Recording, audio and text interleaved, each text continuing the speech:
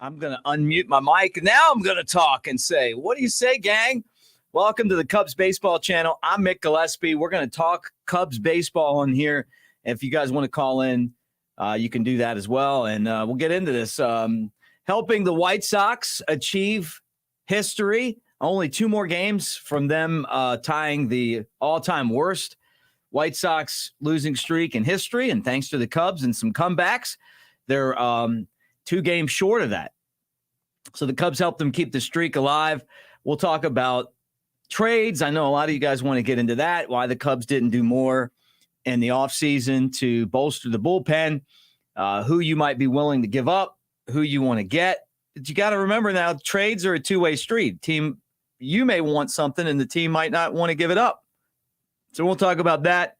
And, of course, the Cubs taking on the Reds in Cincinnati. So all that coming up and your calls.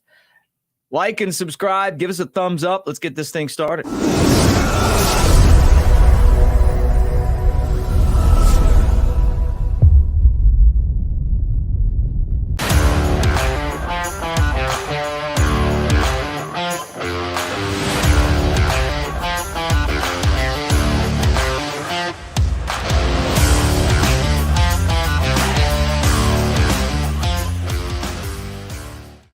All right, gang, let's get this thing going. Comments are good. Calls are good. Let me put the call-in line up, and let's talk some Cubs baseball. Cubs and Reds. The Cubs looking to go down to Cincinnati and win some division games, something that they haven't done a great job of this year. And this is an opponent that you got to beat. You got to beat the Reds, and I think that's possible. It all comes down to pitching. We did get a look at the rotation for the series. We'll talk about that. But tonight it'll be Javier Assad against Hunter Green. I really like Hunter Green. I think he's just got good stuff. But I love Assad. I think he's one of the most unsung heroes that the Cubs have on the roster right now. And you're talking about a guy who never seems to get the due that he deserves, right?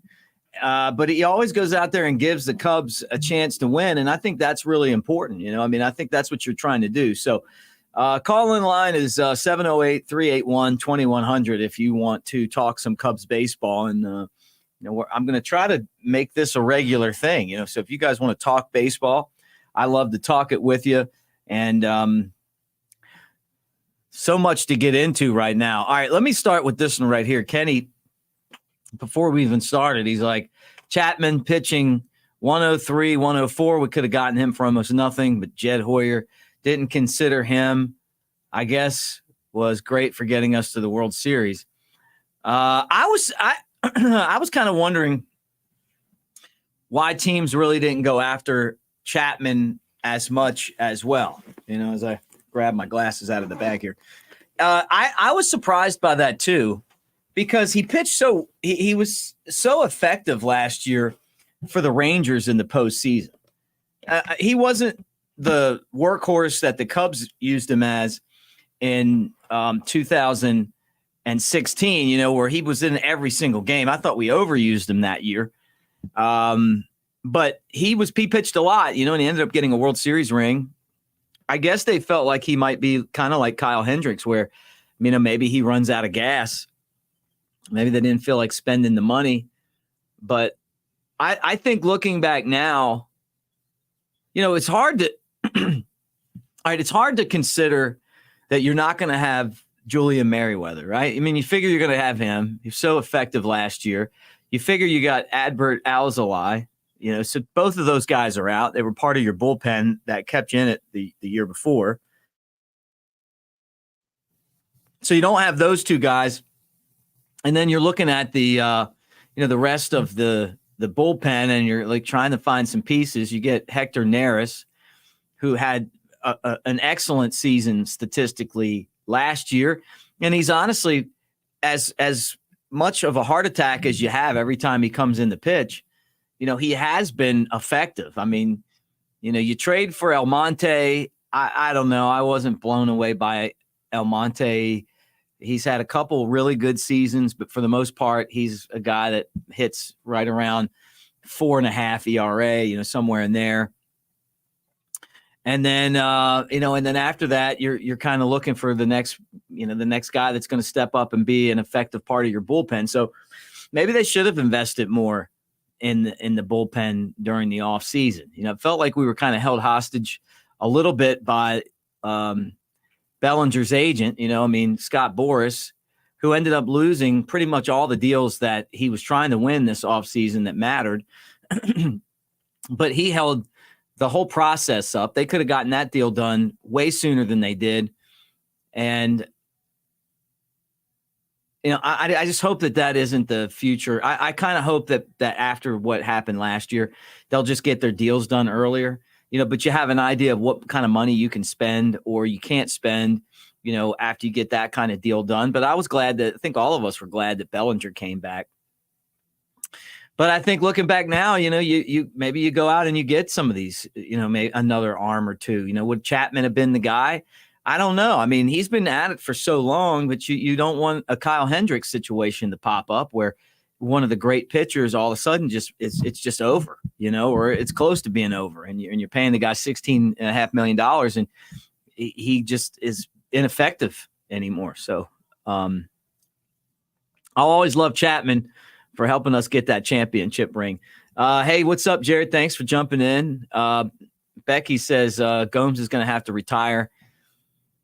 Gomes is kind of in that same boat as Kyle Hendricks. I mean, the offense has just fallen off, and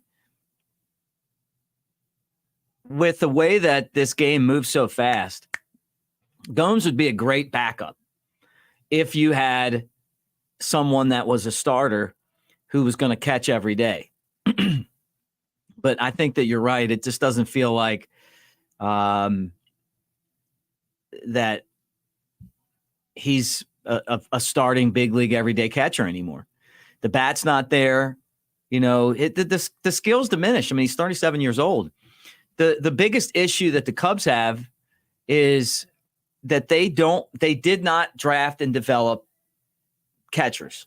They didn't go out and invest in a high draft pick for a catcher. And if they did, the guy didn't make it because they just have a huge dip when it comes to catchers. Miguel Amaya to me is I've told you guys this before. I like Miguel as a person, but I just don't think that he is the answer as starting catcher of the future.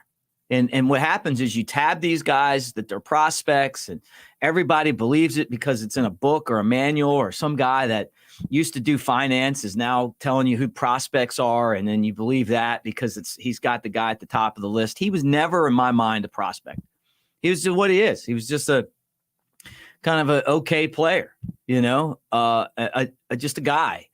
And then you look through the system, Pablo Aliendo, who I think has a chance to be another big league backup, maybe could be a starter, was hit on the hand by a pitch, probably broken. He's out now, so he's not an option, but he wasn't going to be ready anyway. And then Moises Ballesteros is a good hitter, but, still has a lot of work to do behind the plate, has the best bat of the catching prospects. Bryce Wyndham, Bryce can hit, but I don't ever hear his name being mentioned as someone that they're going to bring up.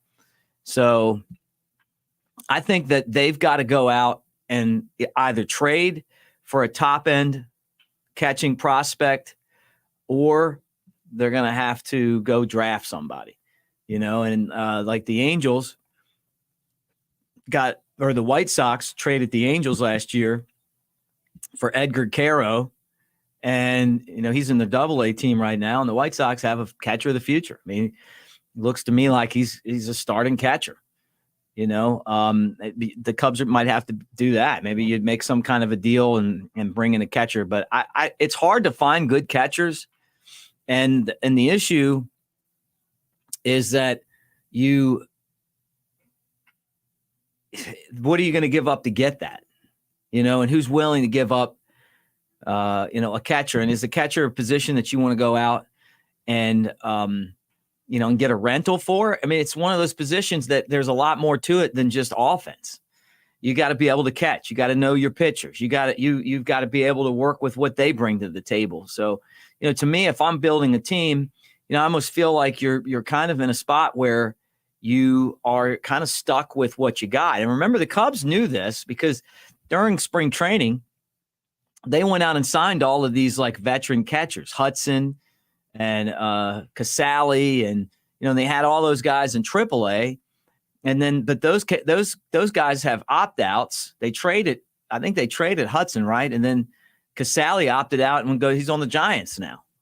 But if he was that valuable, he probably wouldn't have been, someone that you would have just signed off the streets anyway, right? So we'll see. But Gramps, you're right. We've got to get a catcher and we got to get bullpen help, and we've got to find that immediately. And you guys can call in as well. Let me throw up the number again, because I know that you're going, hey, I want to call in, but the number's not up. There you go. 708-381-2100. You can tell me who you think would be, a great catcher, a great reliever that the Cubs might be able to get. Now, let me say this. Let me put this up. Bodie at third, Morel, DH. I've been talking about this for a while, and I think that I was vindicated in last night's game. I've said that Morel, that he's hurt. That's my gut feeling. Watching him, kept saying that. I think he really messed up his foot in Atlanta, and he's just kind of been hobbled ever since. Well, he fouled one off of his foot last night and had to leave the game. And then you felt bad for him. I mean, he's there like kind of limping around, and you're going, man, I mean, and he drew a walk, and that was part of the Cubs' comeback, but he left the game. I'm guessing that you're going to see some David Bodie at third base. But again, Bodie's he's not a long-term fix at that position. He's a guy that can come and fill in that spot. It is good to see Bodie back in the major leagues. So whatever he did wrong, he's getting a second chance, and that's kind of what he said. It's crazy that it took him this long to get back, when he's got that big contract.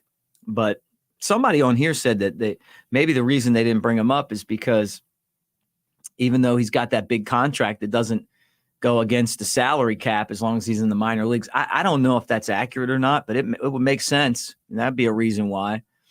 But you guys tell me, 708-381-2100. I'm sure some of you guys are at work right now, so you're not going to want to call in and,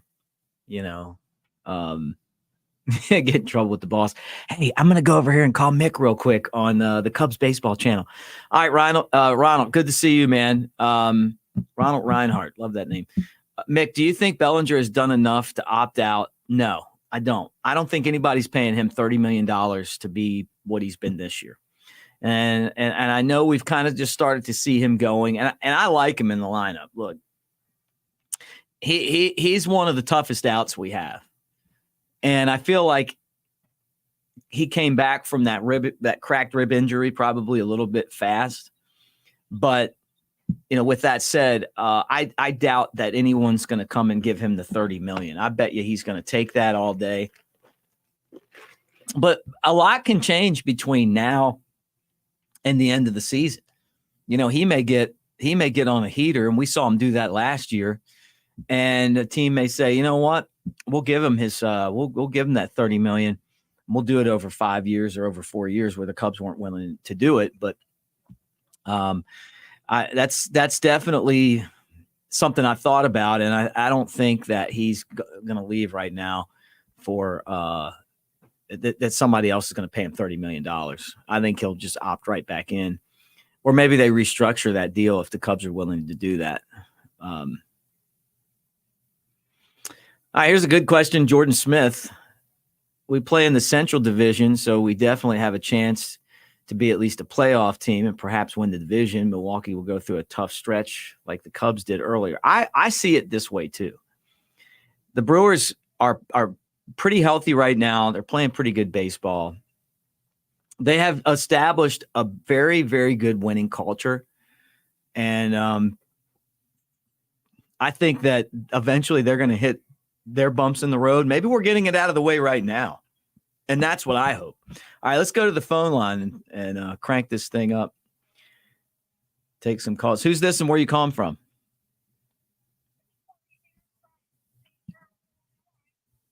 Hold on. I hear you calling from St. Troy, Illinois. Hold on a second. I can't. You're not coming through on here. So I got to figure out. Well, yeah, here we go. Try it again. Say that again. It's Bernie Barron. Oh, Bernie. St. Charles, Illinois. What up? What up? I Hi. feel like I know you now. Yeah. Hey, so I have a question. Didn't Brennan Davis get hurt like last week or a couple weeks ago? I didn't hear anything about him. What's up with Brennan Davis? So he got hurt. They didn't really tell us what it was. He left the game, and I'm not really sure. I mean, let me double check. He hasn't been back, has he?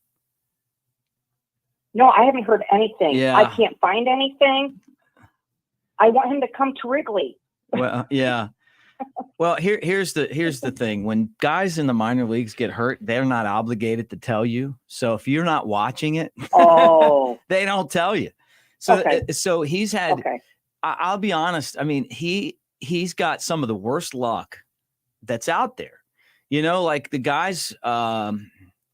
He was playing probably the best baseball on the planet before he got hurt. And even in spring training, I was there in spring training, and he came out and was just like the best player for about 2 or 3 days. And then he got hit and had the concussion. And so I don't know what the situation is, why he has bad luck like that. But I mean, I feel like a lot of this has to do with bad luck. And I hate it for him. I do too. I do too. I mean, I met him. He's a nice guy. You know what? Because I know, like, he was the Cubs young prospect, like Ed Howard's the Cubs young prospect. So that's why I want him to come up, you know, because, you know, PCA beat him to the punch. But well, PCA is a different type of cat. Something. Yeah. I want to say something. When PCA went down, the Cubs were not gelling. This Cubs team needs a muse, and PCA is a muse. When he came back, even though they didn't win or anything, but they were batting. You can tell they were gelling. And I'm like, do not send that guy back down. He's a permanent MLB player right now. That's in my mind. Okay. Yeah, look, you guys know. I mean, how long have you been hanging out here? I mean, I've been saying it from the beginning. I was surprised, honestly, that it took him so long to kind of show the Hollywood side of what he does, you know. And I felt like spring training, he came, I talked about it. When your boss is not happy with your blue hair and stuff, you all that compounds to things aren't going well. And then he gets sent down. But I saw the moment. You saw it too. He hit the home run to beat the Astros. And from that point on, he's been the guy that I know he can be. And he's even better than that. But I didn't like them sending him down. He's definitely one of the 26 best players on the roster. And then from that point on, you're right. It just seemed like they were a sparkless team. And then you have to wait it out. You can't just send someone down and bring them back. There's a waiting period. So as soon as he came back, he just makes your defense so much better. And I don't even know if the corner outfielders realize this yet. I was thinking about this the other day, that they can cheat towards the lines more because he covers so much more room in the gaps. He does. I mean, it's like, get out of the way, half. I got it. No. Yeah, right. Solidify those lines. Yeah, so, what'd you think about last night's game? Well, I just want to tell you, to be honest, I don't watch Cubs White Sox games. I'll watch it on the app. I mean, I'll look at the app because, you know what, it's all, I don't know. I don't want to watch it, but I was glad, you know, they did well. They won. Mike Tauchman, vote for Mike Tauchman as an all-star. Okay, you guys, I did. He's definitely putting up the numbers to be there. Yeah, because, you know, I just don't like the drama with the White Sox. I'd rather go do something else and watch them play the White Sox. They're not even in our division. I don't give a crap about that team. Right. You know, right. I'm afraid. So the other night I was watching the Phillies play the Brewers because I wanted them to beat the Brewers, and they did. But I'm afraid of the Cubs to play the Phillies because they're good. Well, oh my gosh. I think that I feel like we're a bullpen or two away from, you know, a bullpen piece or two away from being as good as anybody. And think about all the injuries that we've had to overcome this year. And for true. this You're team, right. they're still 500, right. and they and I don't feel like they've even been close to as good as they could be. That's true. That's true. But you know what? I love your channel. I love Ant. Hopefully we can see you at Wrigley one day. And thank you for everything. Hey, thank you. You teach us a lot about the minor leagues as well. Well, I appreciate it. Yeah, thank you, everybody. Thanks. Hey, thanks, Bernie. Right, appreciate it. Always great to see Bernie on the message board. All right, let's go to the next call, and I'd love to hear from you guys. So we talk some baseball. Who's this and where you calling from? This is Carl Young. What's up, Carl? Yes. Hey, how you doing, buddy? I watch you every day, every morning. Thanks. During the evening time. And I want to ask you a question. Sure. I want to ask you a question. I believe at this trading deadline, if we somewhat over 500, probably 4 or 5 games over 500, I think the Cubs can change this season by adding 3 things. And I believe it can happen if they do it. That's one is a catcher that can hit, a catcher that can frame pitches. Another one is another bat, probably a first baseman. I keep hearing about the guy from New York coming in. That would be a nice, if the Milwaukee Brewers don't get him. Mm-hmm. You know, I've been hearing that. And another one is I will always say a lockdown closer. For some reason, the Cubs do not. It's like they just don't value closers like that. Yeah. If they hit this lockdown closer, it don't have to necessarily be the guy from Oakland, Mason. It don't. But just if you get him, wow, you know you're gonna have to give up a lot. But I believe this team can turn the season around if they start in, which it's signs that they starting to do it a little bit, and just add those 3 things. What do you think about that? Look, Carl, I'd love to. I mean, I'm with you. I mean, think about how poorly things have gone this year, and we're still 31 and 31. You know, we dealt with Dansby got hurt. He wasn't hitting. You know, Nico was out for a little while. You know, Seiya came off the beginning of the season like a ball of fire, and then he was out. Bellinger was out, and then Tauchman's picked up the baton. You know, we're starting to see Happ finally play a little bit. Maybe there's some guys that are in the minor leagues too that get up there and can get some outs. I mean, who would have thought Tyson Miller, who I always liked Tyson. I love that Tyson has this one pitch, his fastball, and he throws that away. And it's a borderline pitch. And if he gets that strike, he's really tough to hit because he'll go up with it, down with it. And I always used to tell him that. I'm like, man, when that pitch is getting called and it's normally a strike, and then I've watched him now and it's like he's developed those secondary pitches. He's come in and been really good. You know, all you need is a couple more guys in that spot that can help you get some outs. I mean, how frustrating is it? Like last night when Wisniewski comes in one pitch and gives up the lead. Wow. God, man, I was like, are you kidding me? But, they won the game. And I'm with you on the closers. I mean, I don't even remember. You think about all the great closers that we had. It's always like we have them, but only for like a year, because they don't want to pay that position. Or they get hurt. Even with you saying that. Now, I've been a Cub fan since forever. I've watched it with my dad, my granddad. And the best closer, and I may be wrong, the best closer that I remember, and there was some after him, and it was Lee Smith. Yeah, me too. It seemed like he was probably one of the best closers the Cubs has ever had. They just don't value. I don't know why they don't. I don't know. Even this offseason, if you look at it this offseason, it was rumors that the guy from Milwaukee that went over to the Astros that was coming there, and he wanted to look too much. And I understand about the money, but if you go on a lockdown closing, I think the Cubs can do it if they really put their mind to it, and if Jay get off the hump, And my last question, I would not, if the Cubs are at 500, when July 30 or whatever, 31st get here, if they just at 500, I would not buy. Yeah. I would not buy because it just don't, we don't know if, it just probably won't make sense to just, bow off the minor leaguers. It just don't make sense. That's what these other teams to do. The Cubs are a big market team, and they need to go to, if you're going to want to go to the playoff is bigger. I mean, the World Series should be bigger than just the playoff, but you got to get to the playoff. I just don't think they just should sell out like that. Yeah, I right. mean, just buy like that. Yeah. So that was I love the Cubs.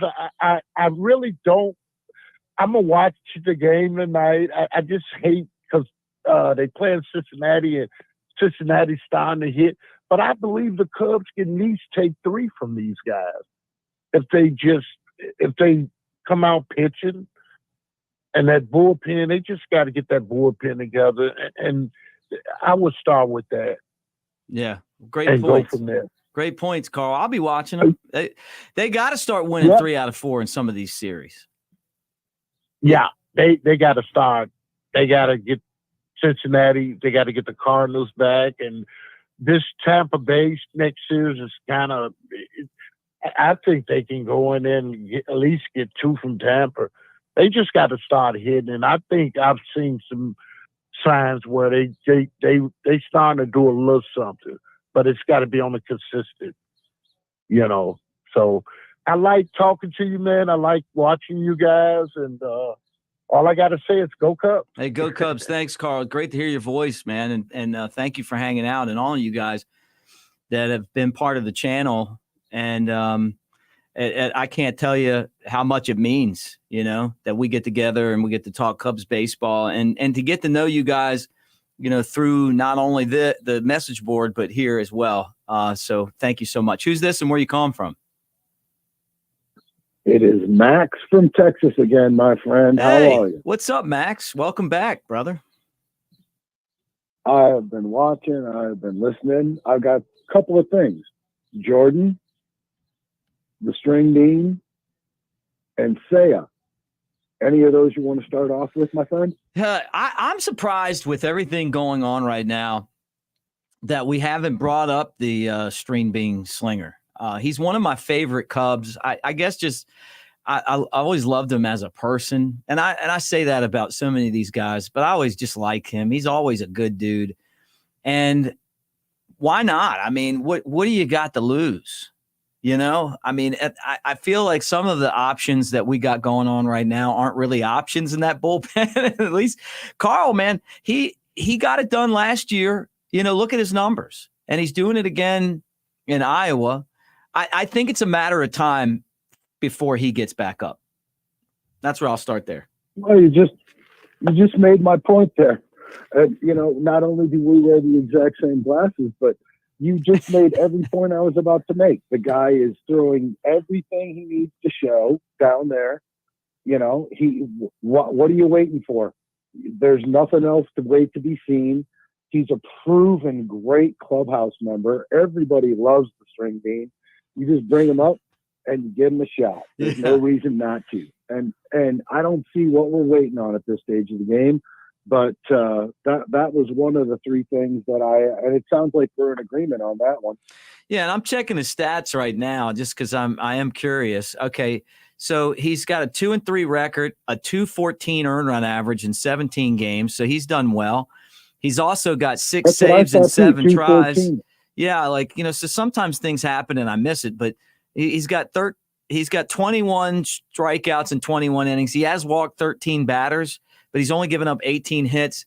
The thing that's different about him now, Max and everyone else than when he came up, is that he used to have really easy velocity, and a ton of movement. He doesn't have quite as much velocity now, but he still has a lot of movement, and he knows how to pitch now. So he throws a lot of breaking balls. Yeah, he's crafty, right? And I remember I played with a guy back before I started doing broadcasting, and his nickname was Rough Cut. That's what we called him. And he threw like 3 different curveballs and like 2 sliders. And but didn't throw very hard. He just mixed up his pitches, and you never knew what way the spin was going. And he was really good. Rough Cut was a really good pitcher that would mix it up and give you 6 innings, and the other team would be, even afterwards, he'd be like, man, I that guy, he's just so bothersome because you think you can hit it, but you can't, And so the Cubs have to be looking at him going, you know what, maybe the next time a 40-man spot opens up, we'll put him on there and get him up and see what he can do, because watching them blow these leads every night is awful. It's just awful. And you've got to do something with that bullpen. And he's an experienced guy who, like you and I have both said, he's crafty. He's got the tools, and you got to give somebody a chance. And we're running out of people with the injuries. I was sad to see Cade get injured, but we're running out of people, and we're going to have to give some people some chances, and he's got the experience. And hopefully Jordan Wicks is going to be, he just threw a bullpen at Wrigley yesterday. Hopefully he's going to be coming back. He looked great all in the summer. He looked great down at Sloan. He looked great in the backfield. He looked actually, now I might be wrong, but when I saw he and Assad, he looked better in the summer. So if he can come back to be anything close to what he looked like in the summer, and I'm so happy for Javi. I'm just thrilled. But Jordan actually, to me, looked better as a starter in the summer. So if he can come back and we can, start having some more pieces, that would be awesome. You have thoughts on that? Well, a couple things. Yeah, I mean, love his changeup. I think the changeup, if you throw an excellent changeup, to me, it's the best pitch you can throw. Because changing speeds, even at the big league level for batters, is really difficult to hit. When Jake Arrieta was at his best, Cubs used to have a guy named Randy Wolf. And Wolf was, remember, he got Rule 5 by the Blue Jays, and then it was like he figured that changeup out or something happened, and then they took him off the roster. Cubs got him back. And he turned out to be a pretty good pitcher. But I remember seeing his changeup and going, man, that is a Bugs Bunny changeup. I mean, it just looked like it was just going in slow motion. Well, then we get Arrieta, and Arrieta had that changeup with the 96, and everything else. And he ends up winning the Cy Young and leading the Cubs to the World Series. So Wicks, I'm not saying Wicks is either one of those guys, but I'm saying like his changeup is different, but it's really effective. And I love that pitch. I was definitely worried when I saw that he had the forearm strain, because a lot of times that leads to Tommy John and other stuff. So, but apparently he's better.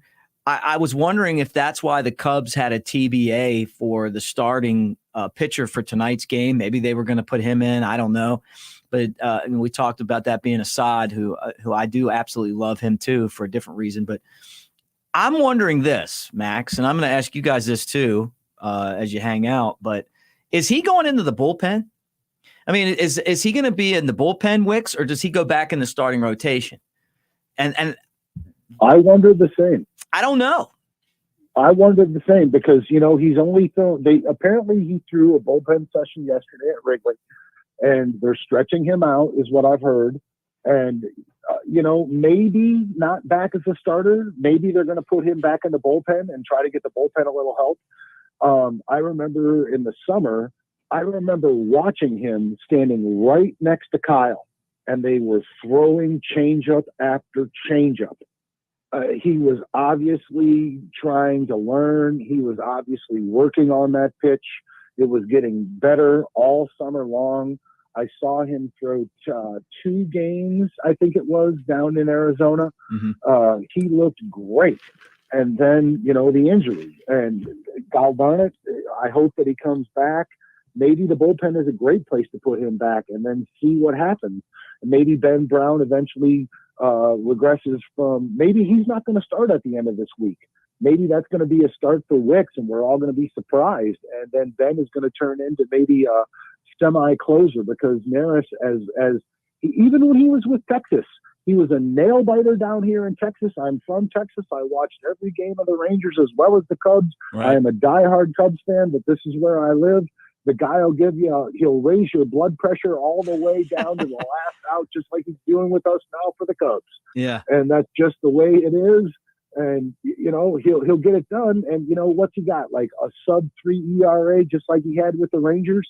But man, he will sweat you out to the very end. And just like when the Cubs had that guy Jorge, that catcher that they had that they were trying to see if he was going to be our possible catcher prop fill in from the Rangers this summer. And every time I looked at the guy, good God, please don't buy him. Yeah. Not a bad person, but good God, he's not anywhere close to Ollie that we got down there in AAA right now. Yeah,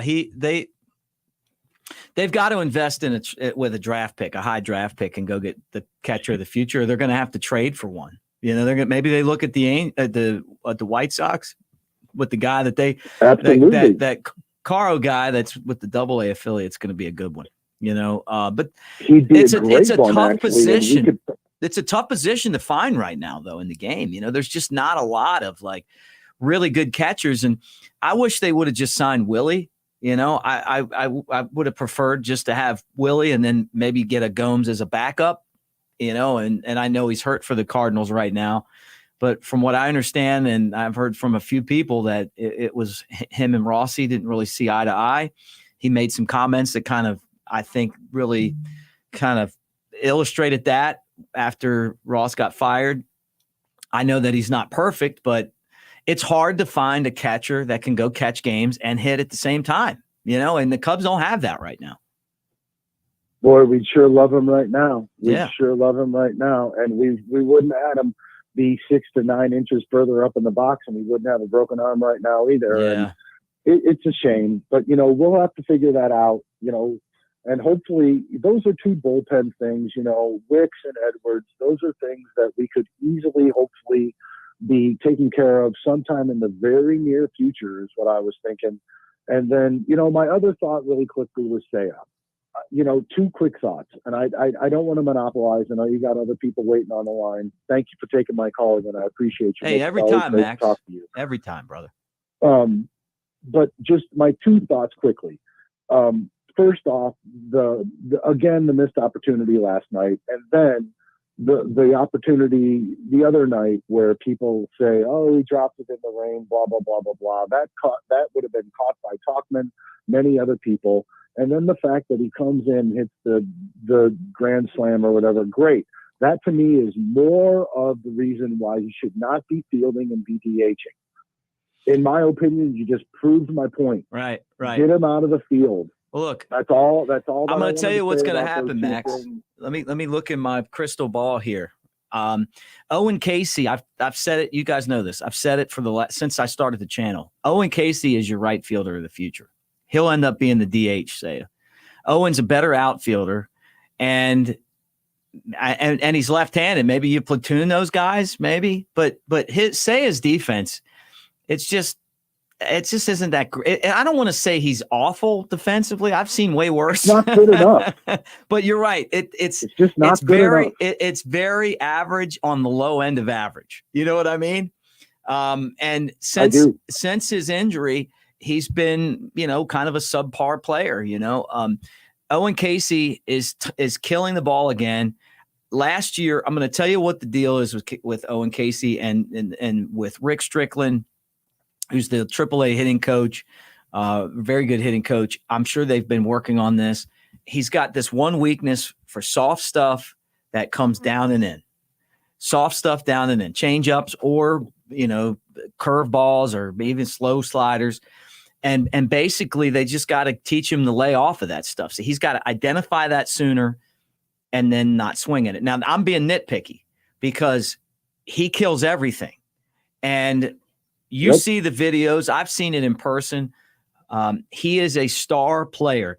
He is not like Pete Crow-Armstrong in a lot of different ways, but I love both players, okay? Pete is, as you guys see, he's electric. He's going to take a lot of chances. He's going to be flashy. He's going to have the blue hair. He's going to catch the ball like this or whatever he wants to do out there. He's going to fly over and make these plays.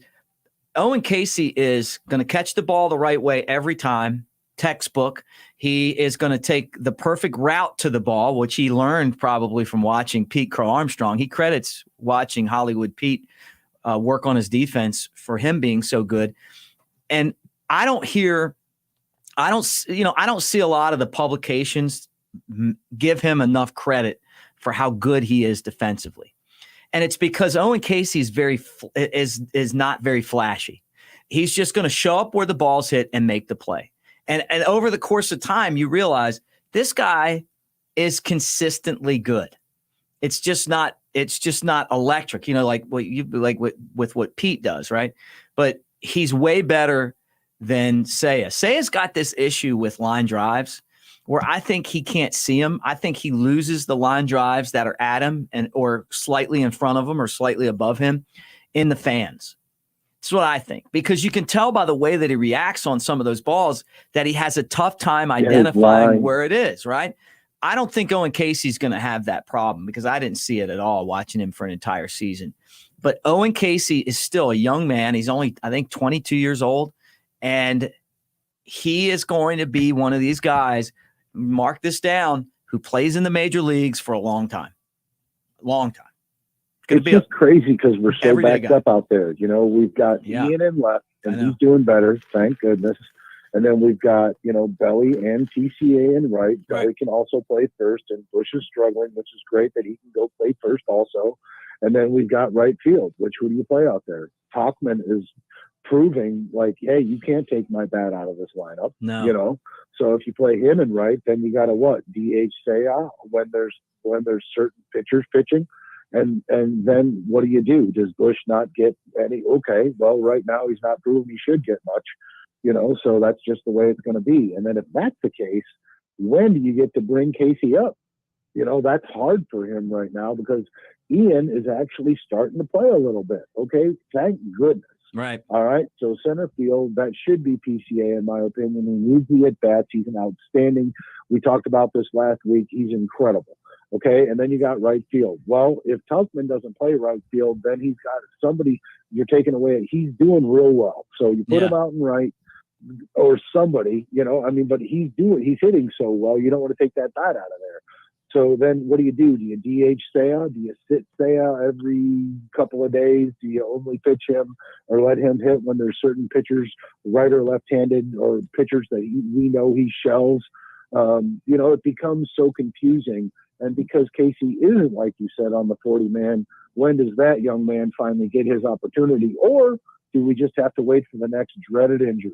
Yeah, well, I hope we don't wait for the next dreaded injury. But it was what Jed Hoyer said. If we're bringing back Pete Crow-Armstrong, and he's taking the bats from people.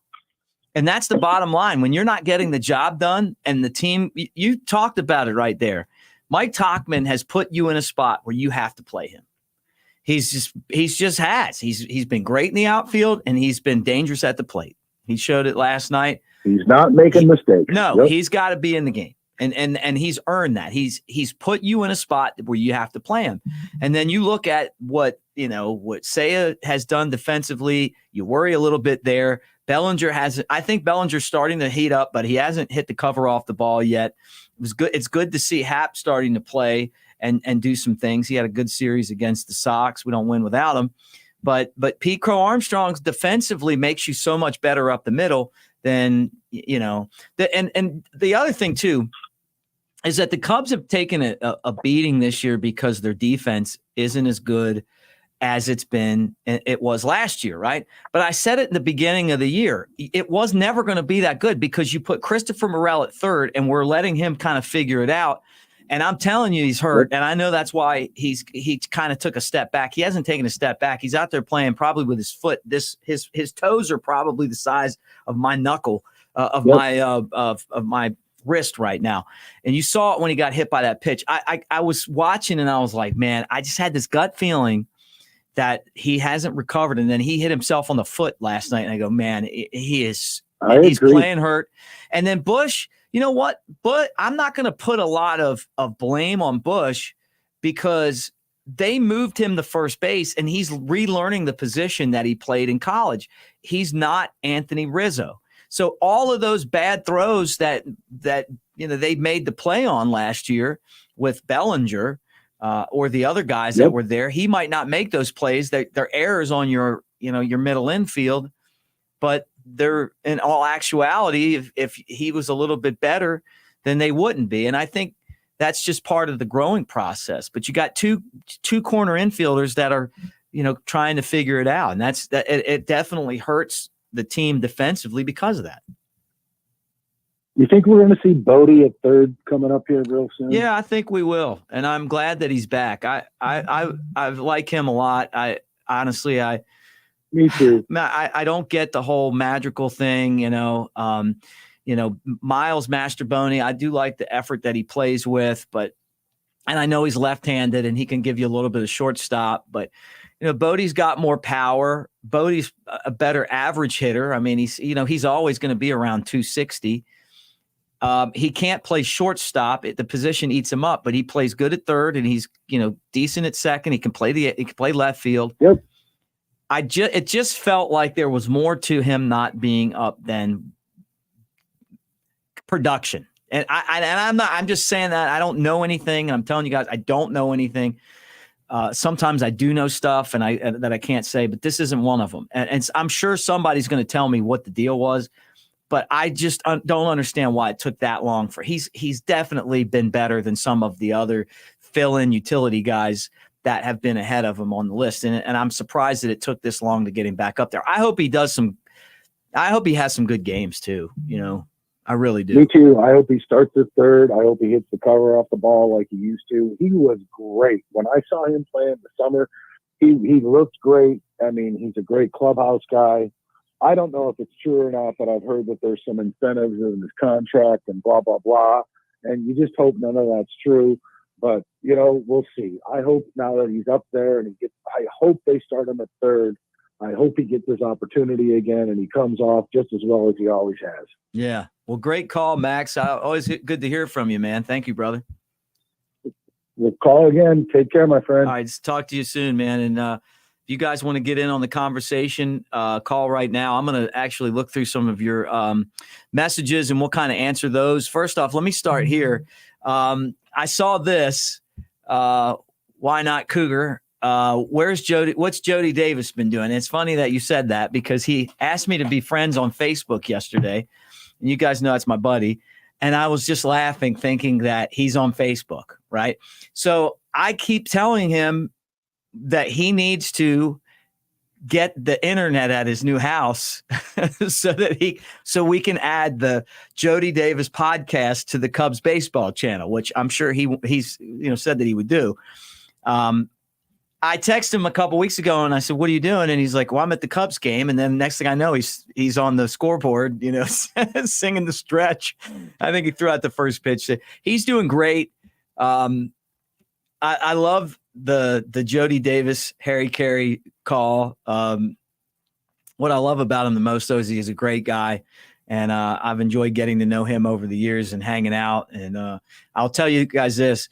He does not do well on boats. Unless you want to see a guy throw up. He is not a waterman. Bernie, thank you for calling in. I like the sound of your voice. I thought you sounded fantastic. So nothing to worry there. And and you got a Jody Davis crack bat. We probably should get that signed for you. We should probably get Jody to sign it. He would do that. He actually signed some baseball cards for me, but he signed them "Go Dogs" for the Georgia Bulldogs. I guess he did that. So, all right, and call in. Let me put the phone number up, and then I'm gonna get to some of these comments, and we'll kind of chew on those as well. And I want to remind you guys that the Cubs play tonight, 6:10, Javier Assad against Hunter Green. Two really good young pitchers going head-to-head in the matchup. But the number right now, phone lines are wide open. I know some of you guys were waiting and had to jump off. We'll jump back in there, 708-381-2100. I'm going to go for another 10 minutes. So we'll do an hour, and then I'm going to start doing these shows probably a lot more often. I want you to know that I appreciate Anthony being part of our channel now. He kind of gives me the ability to do other stuff. He's a really knowledgeable young Cubs fan. So for me, it's been fun hanging out with him just to hear his perspective on stuff. And he was at the game last night. So I wanted him to jump on and tell us what that experience was like. But now he's been at both of those crazy walk-offs. So he got the White Sox walk-off, and then he had it was Bush's home run right before the rains came. So he's gotten to do 2 walk-offs here in the last few weeks. So, all right, let's go to some questions. And again, the phone line's open. Starting pitching held up, but during this slump, they've been getting hit pretty hard lately. If they start slumping, the Cubs go to last in the division real fast. Seiya Suzuki is a great outfielder or a great hitter, right? But struggled in the field defensively. But we saw what he could do at the beginning of the season at the plate, right? And then Shota Imanaga comes in, and I mean, his first 9 starts were better than Fernando, which really is crazy to me that, Shota mania took off. The Cubs must have had some reason to give him 10 days off, because remember, he was scheduled to pitch against the Cardinals. They end up turning in the 10 days off, and he hasn't been the same pitcher since. So I've wondered, well, if he would have pitched that night, would he have gotten hit as hard as he did, or would he have kept his momentum going? And I think that he's eventually going to come, we'll find out, but I think he's going to he wasn't going to keep that pace that he had. The baseball teams are going to make adjustments to him. He was predominantly using 2 pitches, but he's got a lot more. So he'll start to adjust to the league. So I think he'll be all right. I think Justin Steele's going to be fine. Obviously the injuries have definitely hampered the way that we would have liked to have seen his season go this year. Hey, if he doesn't get hit by the pitch, the batted ball or the batted pitch, or the batted ball from his pitch last spring training game and leave and then come back and then have the hamstring injury, then I think that it would have been a much better season for him. And I see him coming, but he just doesn't have as crisp of a look this year so far. Javier Assad, who's pitching tonight, has been so good, so consistent for the Cubs.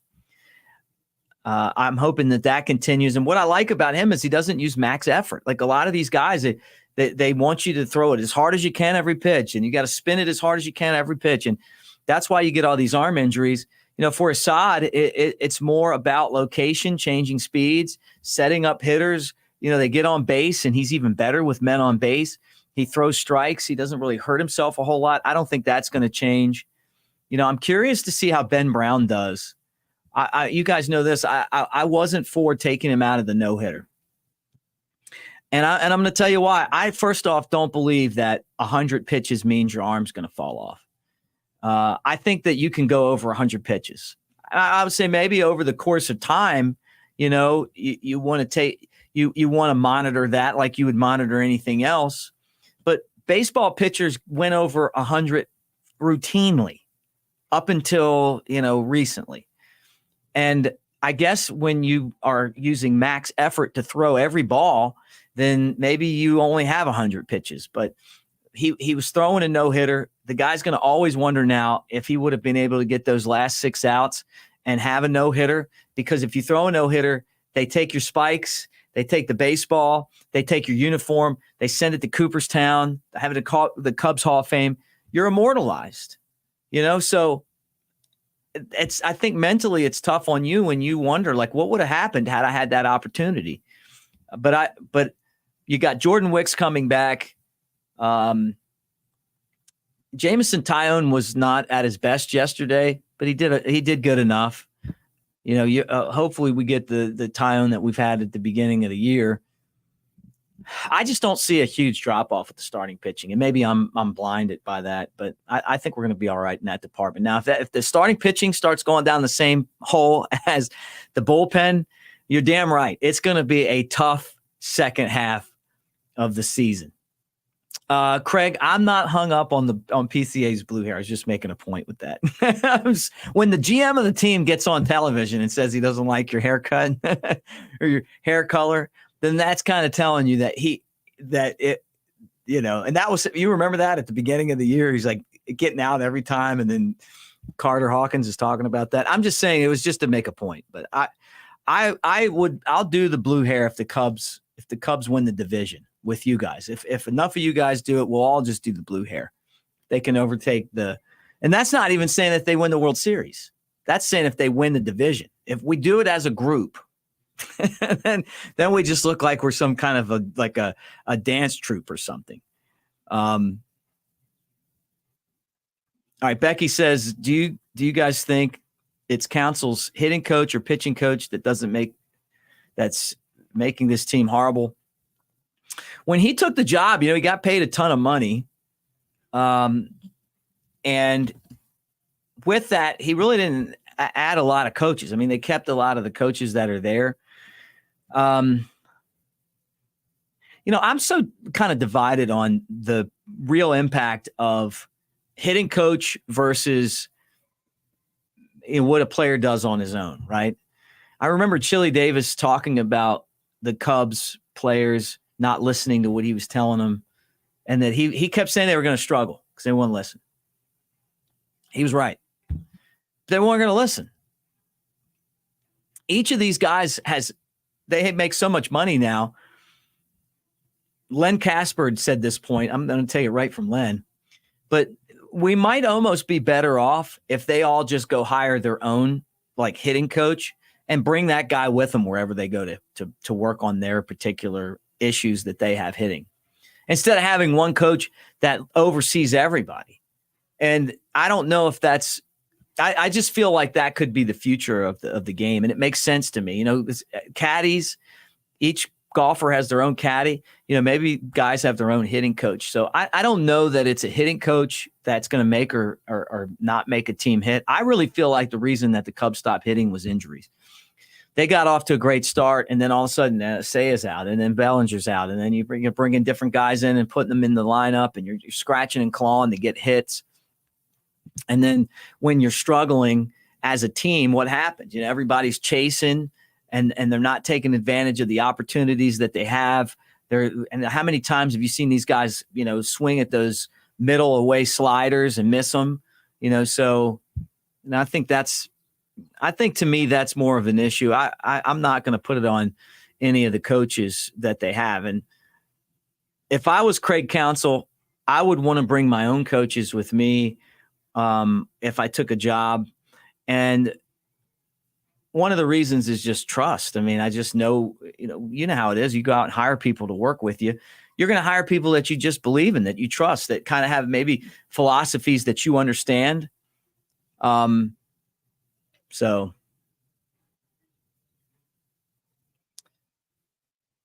let's see. We'll do a couple more. And does anybody else want to jump on the phone? Because we're going to wrap up the show here shortly.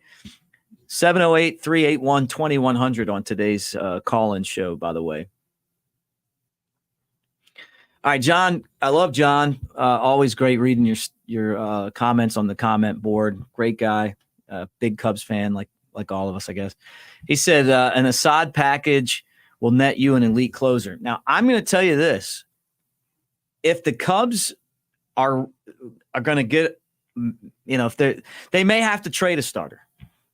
They may have to trade a starter. And that's a risk, man. That is a risk. But I'm not disagreeing that you might not be able to get the bullpen pieces that you want with your minor leaguers without giving up the entire farm, So you may have to look at that and say, hey, we got 6 or 7 guys that can start. Wicks is coming back. You've already got the guys you got up there. You're not going to trade Steele, probably not going to trade Wicks.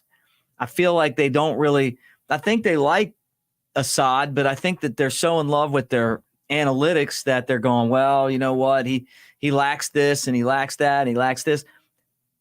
I don't think you're that far off, John. I don't. Now, I'm not saying they're going to make that move, but I'm saying if you wanted to go out and say you needed a catcher and a bullpen guy, you may be able to pull that off for a Javier Assad who's a guy that fits maybe a team's money, because he's under contract. You've seen what he can do. He's going to give you a lot of innings. And that could be something, man. I mean, that definitely could be something, we'll see. Good thought though, because I kind of felt the same way. All right, let's do one more call. Who's this and where you calling from? I called back. Is this terrible? It's Max. No, go ahead. What you got? So I was thinking starting pitching, and then I just saw the comment about Assad.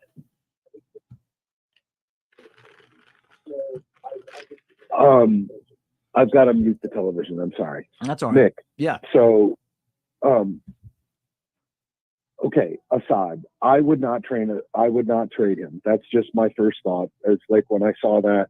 And then my next thought, I was thinking about calling back, and then I thought, don't monopolize the show. It's 2 calls in one show. That's too much. But when I was thinking about pitching, I was thinking about, okay, you go through these guys. Okay, we've got Shota. He's the star right now. Then we've got Justin. Then we've got Shota. We've got Justin. Then we've got right now Assad. Then we've got Tyone. Then we've got somebody in 5th, right? Maybe it's Ben, maybe it's somebody else. Maybe it's Wicks who comes back, and maybe Ben becomes the closer. Maybe the bullpen gets stronger because Wicks starts there and comes back. But I was just thinking, like, maybe we keep all these pitchers. Where's the best depth we have? It's in the outfield. Maybe that's where we trade for the pitcher. We've got AC. We've got Davis. We've got, God, don't get rid of PCA. But you know what I'm saying? Right.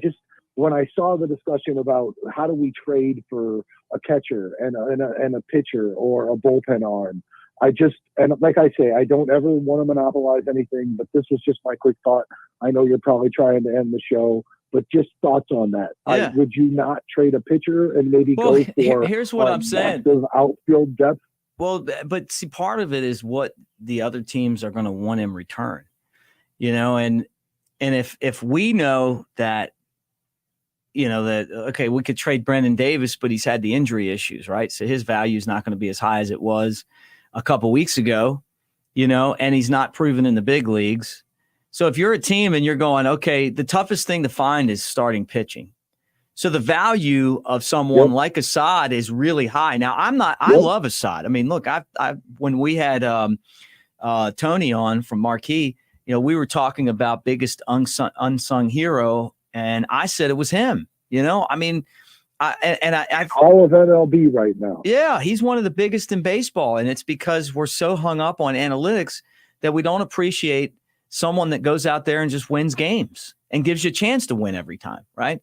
But what I'm saying is there's probably another team out there that feels like I feel, which really values someone that eats innings, someone that keeps the ball in the park, someone that gives you a chance to win, and they're going, hey, we don't have any starting pitching, but maybe they have a lockdown, reliever, maybe they have a catcher, maybe they have both.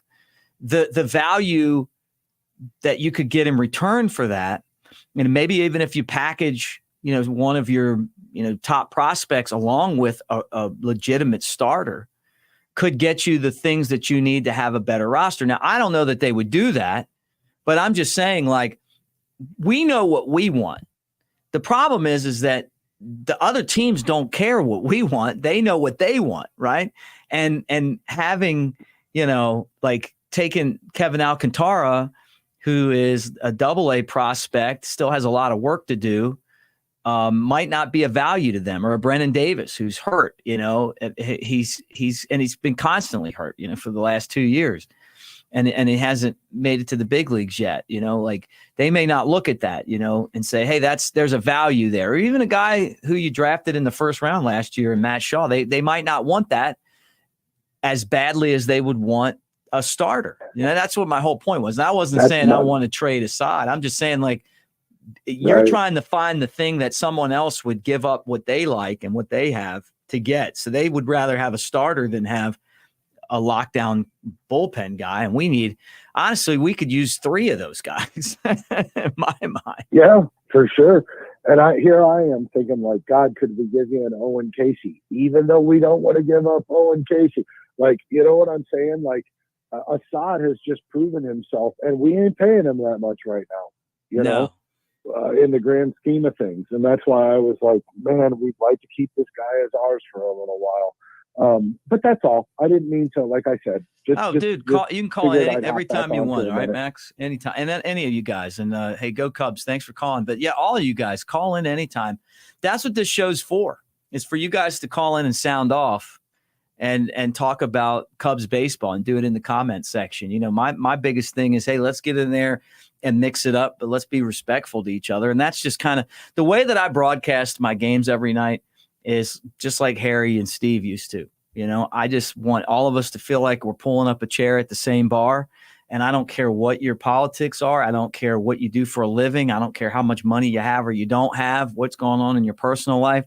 We're all here to talk Cubs baseball, and we're going to have a damn good time doing it. And we may talk about hot dogs, and we may talk about beer, and we may talk about baseball. But I love the, you know, kind of that cheers vibe that we're trying to create at this channel. So I want to tell you guys this first off. Thank you for being part of the channel. I'm going to be doing these shows at least once a week, maybe more, with the call-in shows, because I feel like this is the best way for us to all connect as an audience. And thank you for sharing and telling your other Cubs friends too about the shows. It goes a long way, and our success has helped us, you know, with bringing Anthony on. That makes it a little easier to be able to put, you know, new content out every day and continue to grow the channel. So like and subscribe, tell your friends about it. Thanks for hanging out. Let's talk a little bit about tonight's game before we bow out here. But Javier Assad against Hunter Green. Hunter Green to me is one of my favorite young pitchers because of I love his fastball, his consistent velocity. If you stay on him though, you can hit him. And then Javier Assad, we just talked about him, you know, Mr. Against the odds, you know, but all he does is go out there. You wouldn't know it by looking at him, but the guy is a fighter. He is a fighter. Like, he is a tough dude. And I love that about him, man. It's just like nothing rattles him. And he was a guy that developed right through the Cubs system, never a prospect, never someone that the prospect people looked at and thought was going to be anything. And what he's become is one of the Cubs' best options to pitch, whether it's starting or relieving. So we need a good outing out of him. It'd be nice to get off to a winning start in Cincinnati, get back over 500 again, and start to build this road trip with some wins, right? Because I felt like as much fun as it was coming from behind against the White Sox, they stink. I mean, they are stinky socks. You think our bullpen's bad. They can hit a little bit, which is pretty funny, but they can't hold a lead. And so they try to lose the game. I mean, think about all those balks yesterday. How embarrassing. But the bottom line is this, is it's time to start winning some of these games against teams in the division. So the Cubs will have that opportunity tonight. Thanks for hanging out. We will talk to you guys again soon. If something breaks, I'll jump on and tell you about it. And go Cubs. Get off to a good start and get a W.